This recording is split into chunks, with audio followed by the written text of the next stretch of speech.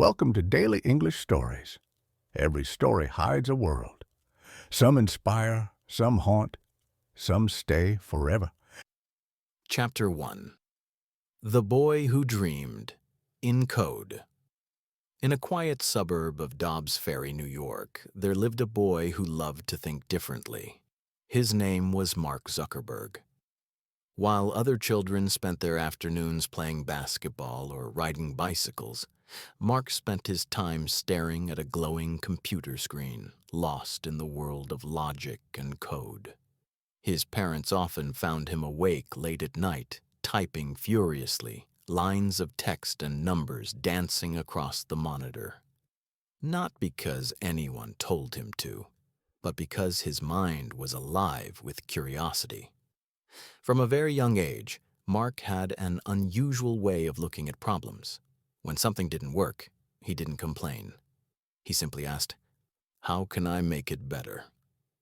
His father, Edward, was a dentist, and his mother, Karen, was a psychiatrist. They both saw something special in their son, a quiet spark that kept growing brighter with every passing year. Unlike most parents who worried about too much screen time, they encouraged his interest in computers. His father even hired a private tutor named David Newman, a software developer, to teach Mark how to program. Newman later said, "It was tough to stay ahead of him. He was a prodigy." Mark was only 12 when he built his first real program, a simple communication system for his father's dental office. He called it ZuckNet. The program allowed the receptionist and his father's office computer to send instant messages back and forth, something we take for granted today, but back then it was brilliant. It was his first taste of creation, the thrill of building something that solved a real-world problem. As Mark grew older, so did his imagination.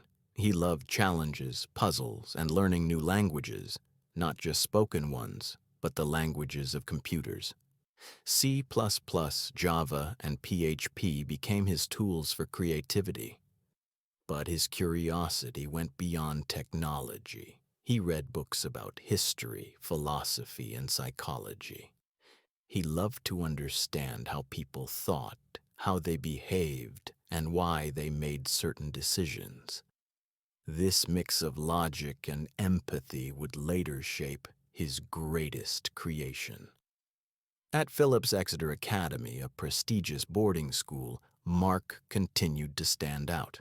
While others were preparing for sports tournaments, he was building games and apps for his friends. One of his early projects was a music player called Synapse. It could learn a user's music preferences and create playlists automatically, something similar to what Spotify does today. Even major tech companies like Microsoft and AOL noticed his talent and offered to buy his software, but Mark refused. He didn't want to sell his ideas. He wanted to create more of them. He was driven by something deeper than fame or money. It was passion. Every time he wrote code, he felt alive. Every time an idea turned into a program, he saw a small glimpse of the future. He once said, "The thing I really care about is making the world more open and connected." But at that time, he didn't yet know how far that dream would take him.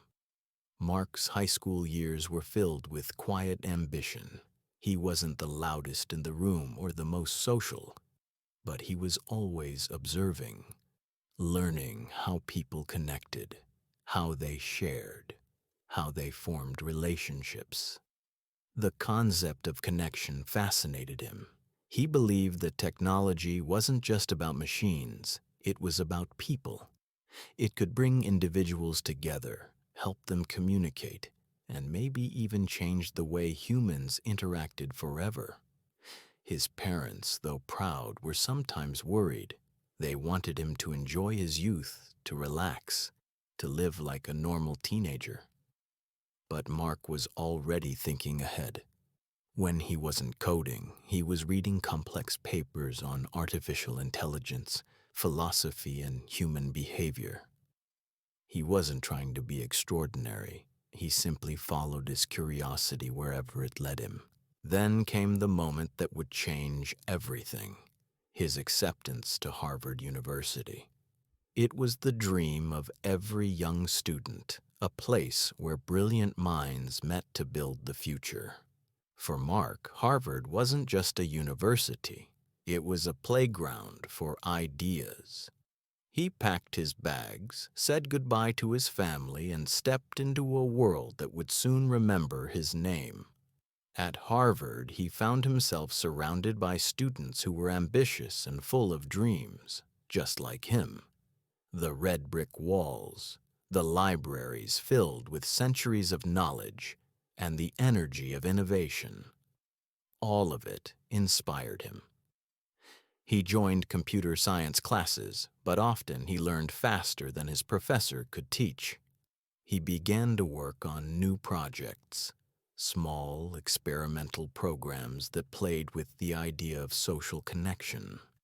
He built Course Match, a tool that helped students choose classes based on what their friends were taking.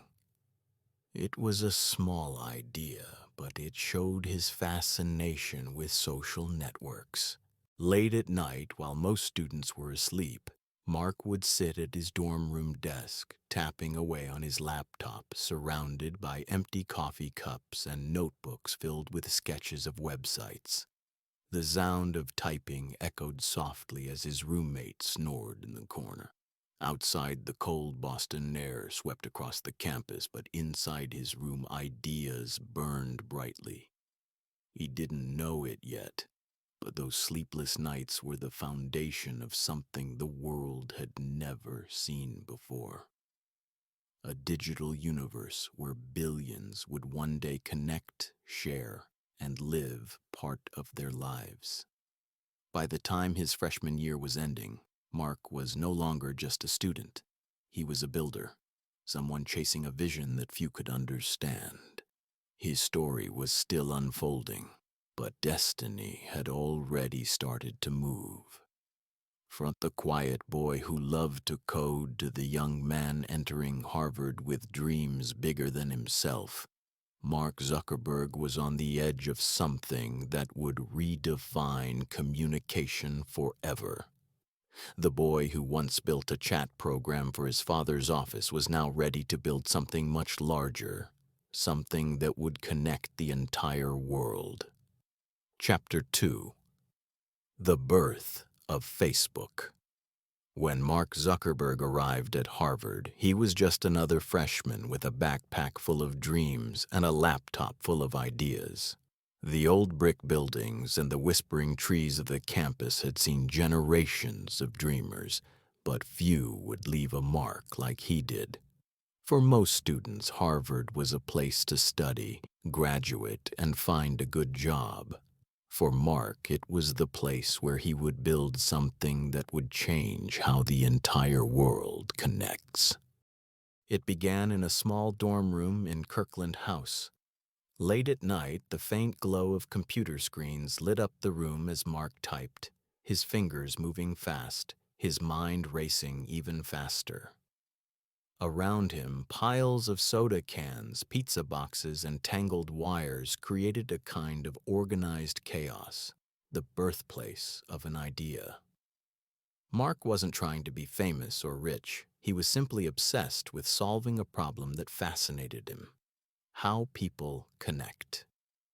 In 2003, he created a simple website called FaceMash. It allowed students to compare two pictures of classmates and vote on who was more attractive. It spread like wildfire across campus. Within hours, the site had thousands of hits. But it also caused chaos. The university shut it down, accusing him of hacking into student photo databases. Mark faced disciplinary action, and many thought it would end his journey before it even began. But Mark didn't see it as failure. He saw it as proof of something powerful. People were deeply interested in seeing and connecting with others online. That realization sparked a new idea, a network, not just for judging photos, but for connecting people, a place where students could create profiles, share information, and interact freely. Something simple, yet revolutionary. He called it the Facebook. In February 2004, the Facebook went live. It started as a small project, open only to Harvard students. Within 24 hours, hundreds had signed up. Within a week, almost the entire campus was on it. The dorm rooms buzzed with excitement. Students were refreshing their pages, adding friends, sharing interests. The university had never seen anything like it. For the first time, connection had gone digital, and it felt effortless.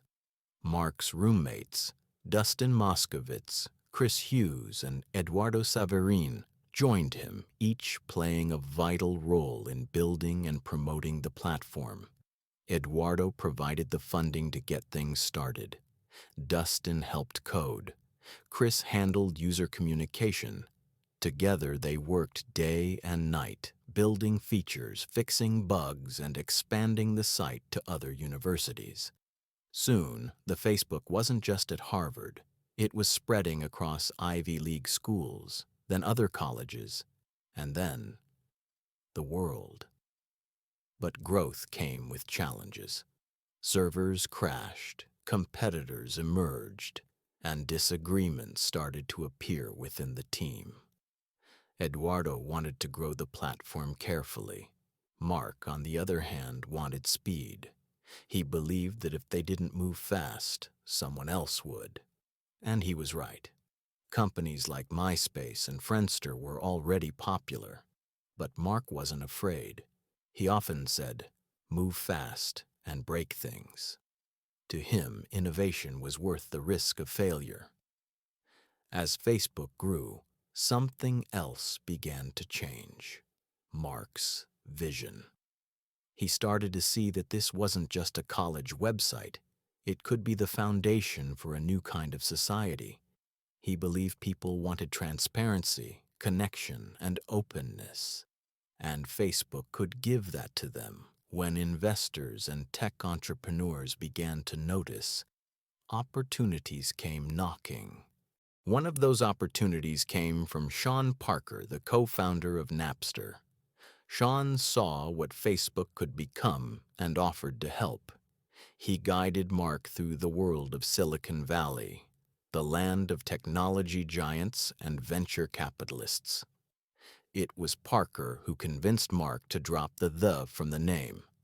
And so, Facebook was born. Simple, sleek, and ready to take over the internet. But to turn Facebook into a global company, Mark had to make a life-changing decision. He dropped out of Harvard.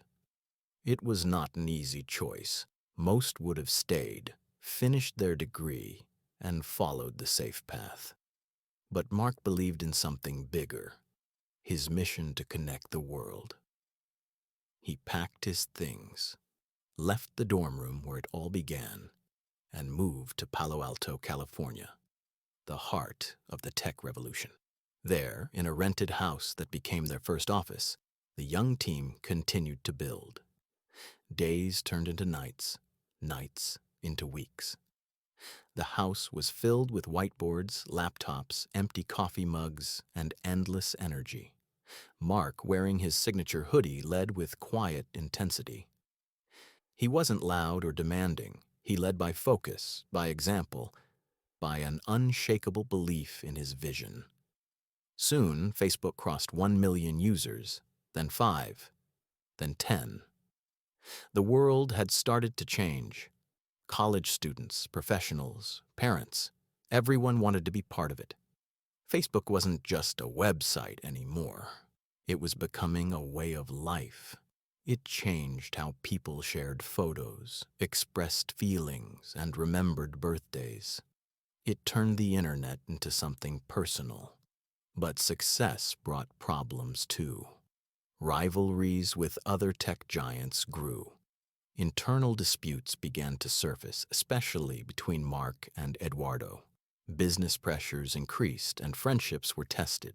The journey that began in a dorm room was now a battlefield of ambition and ethics. Mark had to make difficult decisions, ones that would shape not only his company, but his legacy. Through all of it, one thing remained constant: his vision. Mark never lost sight of the goal: to make the world more open and connected. When he faced criticism, he worked harder. When others doubted him, he focused even more. He once said, "The biggest risk is not taking any risk." And that belief carried him through every obstacle.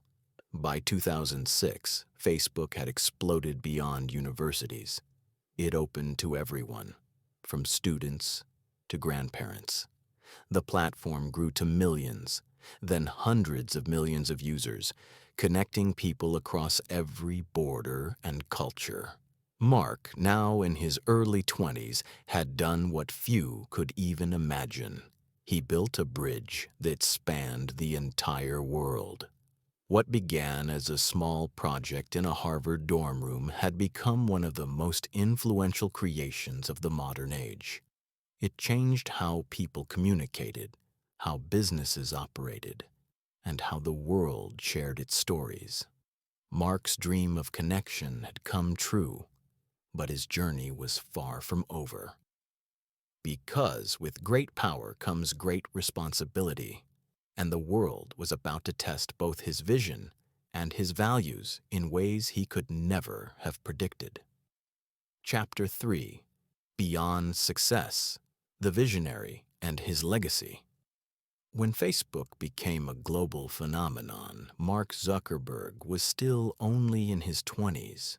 Millions of people were signing up every month, sharing pictures, memories, and emotions across oceans and borders. The world had never been so connected. Mark had built something bigger than himself, a digital mirror of humanity. But as his company grew, so did his responsibilities. The boy who once dreamed in code was now leading one of the most powerful platforms on Earth.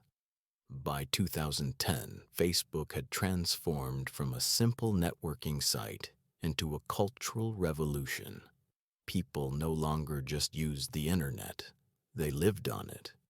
From posting birthdays to sharing life events, from small towns to massive cities, Facebook became a part of everyday life.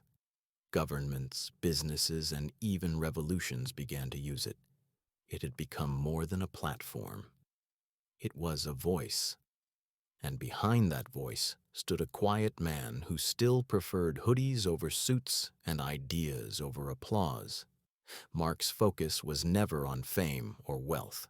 While others chased luxury, he chased impact. He believed that technology should bring people together, not divide them. That belief became the foundation of every major decision he made. But with success came scrutiny. Privacy issues, data leaks, and political misuse began to test both his leadership and his moral compass. The same platform that united millions was now being blamed for spreading misinformation and conflict. The world began to ask, had Facebook become too powerful? Mark faced his biggest test not in coding or design, but in responsibility. Sitting before government committees, facing critics and journalists, he learned that leading a company that shapes global conversations comes with enormous weight. But unlike many, he did not hide or quit. He listened, learned, and began to rebuild, piece by piece, decision by decision. He started initiatives to increase transparency, protect data, and promote digital literacy. It wasn't easy, but Mark had always believed in long journeys. He knew that innovation comes with mistakes, and that the true measure of greatness is how you respond to them. Behind the headlines, Mark's personal life began to take a new shape. He married Priscilla Chan, a woman who shared his values of compassion and purpose. Their partnership was built not on fame, but on mutual respect and a shared dream of making the world better. Together, they founded the Chan Zuckerberg Initiative, pledging to donate 99% of their Facebook shares, worth billions, to causes focused on education, science, and equality. It was one of the largest philanthropic promises in history. Mark once said, "The greatest successes come from freedom to fail." His own journey proved that. He had failed many times in college projects, business decisions, and even public perception, but each failure became a stepping stone. It taught him humility, patience, and vision. He never stopped evolving. As the years passed, Facebook grew beyond imagination. Mark acquired Instagram in 2012, a photo-sharing app that captured the world's most personal moments, and WhatsApp in 2014, a messaging service that connected billions. These moves were bold and visionary. While others doubted his decisions, time proved him right. Under Facebook's wing, these platforms flourished, uniting families, friends, and communities across every continent. But even that wasn't enough for Mark. He had always believed that the next frontier of human connection was not on screens, but in shared experiences. In 2021, he introduced a new dream, Meta, a company focused on building the metaverse, a virtual world where people could meet, work, play, and live digitally. To many, it sounded impossible. But so had Facebook once. For Mark, the metaverse wasn't just technology. It was a continuation of his lifelong mission, to bring people closer, even when they're far apart. In interviews, Mark often said he never wanted Facebook or Meta to be just about money. He wanted them to be about meaning. His goal wasn't to make people dependent on technology, but to help them use it to build deeper relationships, share ideas, and create a better world. He wanted to give everyone a voice, no matter who they were or where they lived. Through every stage of his life, one thing remained constant: his curiosity. Even as a billionaire, Mark spent hours learning, reading, and experimenting. He challenged himself every year, learning new skills like speaking Mandarin, building artificial intelligence assistants for his home, and studying philosophy. He believed that personal growth was as important as professional success. Today, Mark Zuckerberg stands as one of the most influential figures in modern history. From a Harvard dorm room to a global empire, his journey reminds us that vision is born from courage, the courage to dream differently, to fail publicly, and to keep moving forward. He proved that you don't have to be loud to change the world. You just need to believe in something deeply and work on it relentlessly. But beyond the screens and algorithms, beyond the controversies and the headlines, lies a simple truth.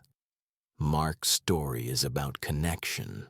It's about how one young man's dream to link a few college students grew into a force that connected humanity itself. In his speeches, Mark often shares a message that defines his life. Find something more important than yourself and dedicate your life to it. He lived by those words.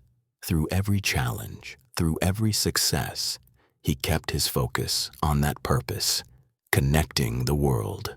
As the digital era continues to evolve, his influence lives in every message sent, every picture shared, every idea posted online. Facebook, Instagram, WhatsApp, and now Meta are not just apps. They are reflections of human connection shaped by one man's relentless vision. And when future generations look back, they won't just see a billionaire or a programmer. They'll see a visionary, a dreamer who turned connection into creation and technology into humanity. Mark Zuckerberg's story is not about coding or computers. It's about the endless power of imagination, the courage to believe in impossible ideas, and the hope that one person with one dream can truly change the world.